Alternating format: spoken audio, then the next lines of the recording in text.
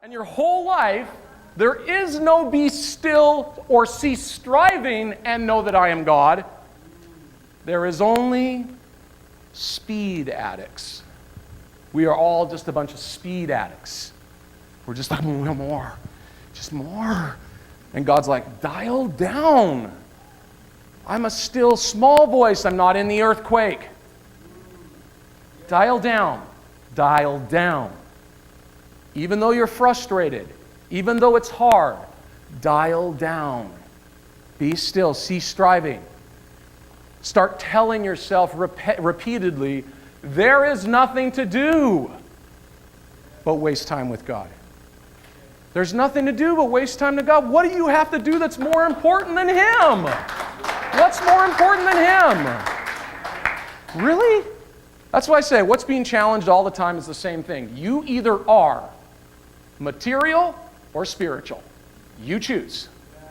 There's what God says, and there is His perspective, and then there is the world's perspective. And Jesus said to His closest, you're not of the world. I chose you out of the world. You're to be spiritually born. You're to have not this clouded, busy mind. You're to have a still mind so that you can hear me, you can see me, and you can feel me, and you can discern me in all things. Paul said, compare spiritual to spiritual. The carnal man cannot understand these things because they are spiritually discerned. They are spiritually discerned. You're going to understand the Lord, and you're going to understand what's going on. You're going to understand the signs of the times. You better become spiritual. It is not a mental exercise. It is not a cerebral exercise. The answers are not contained in your thoughts, because your thoughts, like my thoughts, are a mess. They're a mess. I said it this way 2 weeks ago. Your sin is in your mind. Your sin is in your mind. Your sin is in your mind. Proverbs 23:7. As a man thinketh in his heart, so is he. As a man thinketh in his own heart, so is he. You look at your perception. Listen to yourself, you guys. Listen. If I could say, if you go, what was he saying this morning? Go home and listen to yourself. What do you need to go away with this morning? Just that. Take that. Just take that. What did he say? I told you to go home and listen to yourself. That's what I told you this morning. Go home and listen to yourself. How much condemnation can one body endure? Wow. Ladies, you get in front of that mirror, good Lord Almighty. Whoa. Listen, try the mirror. Go home today. Go home today, take off all your makeup and all your clothes and stand in front of a full-size mirror like this. And watch what you do, ladies. Watch what you do. You'll be like, I really don't like that dimple.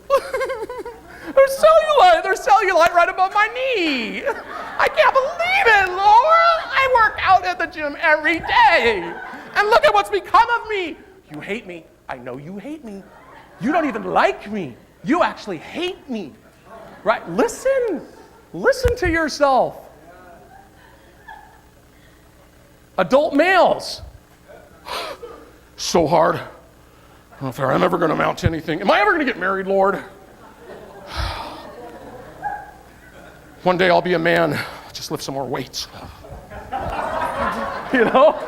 Listen, boys. Listen, girls. Listen. Listen to your thoughts. That the thoughts of the hearts of many would be revealed. So much condemnation. So much judgment. Paul said it himself. He goes, I don't even judge myself. It's not my place. It's not my place to judge me. You're my judge. I'm not my judge. Amen. When we get that mindset, oh my gosh, all things are possible. I don't judge myself. I'll be honest. When I was a teenager, I had weird hair that would stick up right here. Couldn't get it to go down no matter what. I remember being a little kid and my mom would do the spit bath thing. Damn, my hair's got to go down. Nothing, you know. You could have like put a brick on it. It would still go up. You know, my hair wouldn't go down. And I was just like, I'm an idiot. Look at my acne. You know, it was always something. And I'd walk to school. I'd be like, I'm a geek. I'm a little geek. You know, that's why I used a lot of drugs. Or one of the reasons I'm like, Now I'm not a geek. You know? Here's the truth. Here's the truth. Here I am, 43 years old. I'll be honest with you. Totally true statement this morning. I did not look in the mirror today. I didn't. I haven't looked in the mirror once today. Not once. I don't care. I don't care. You know what my judge is? She's right there. I don't care what you guys think. I don't care what you think about my muscles. I don't care what you think about my hair. I don't care what you think. I care what she thinks. Because at the end of the day, I do want her to dig me. But I don't care what you guys think about me. I just don't care. I don't care. And you know what? It's a testimony to the fact that God is making progress in my life. I don't care, man. I don't care. People go, oh, that's the church where the pastor wears trunks. You know what trunks are? This is not a fashion statement. This is not a fashion statement. It is hot up here, man. Come stand up here and do what I do. Try to burn up here like I'm burning on the inside and then have skin on the outside. I am cooking up here. I'm cooking up here. This has nothing to do with fashion. Nothing. I'm hot. I wear shorts and a t-shirt because I'm hot. And so it makes me comfortable to stand up here and do what I do. I don't care. I don't care what people, I don't care. You have tattoos, piercings, I don't care. You want to wear like that shirt or that suit, or I don't care. Wear whatever you want, I don't care. You know, let's get free, right? Let's get free. Let's get free. Our sin is in our head. You know, it's interesting, after, it says in Genesis 2:17, it says of the first man and the first woman, when they ate of the tree of the knowledge of good and evil, right? The tree of the knowledge, gnosis, the tree of the knowledge of good and evil. It says that God told them, he warned them, he goes, if you eat of that tree, you're going to die. And then they eat of the tree and they don't physically die, so you got to go, uh-oh. They spiritually died. You must be born again of the Spirit, right? They spiritually died. That's what happened. And after they die, they become self-conscious. That's the curse. That's why I said if you're listening to yourself, you'll realize if you're being self-condemning, you're choosing to stay under the curse. You already been redeemed by a finished work on the cross. You're doing the self-condemnation thing, you're not agreeing with God that it might go well with you. You're just cursing yourself.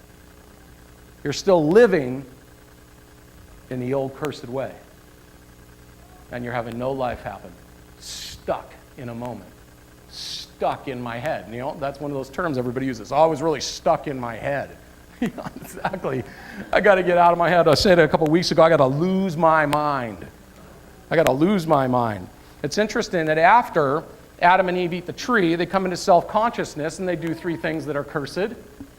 They hide, they cover, and they blame. What are we all doing? Exactly that.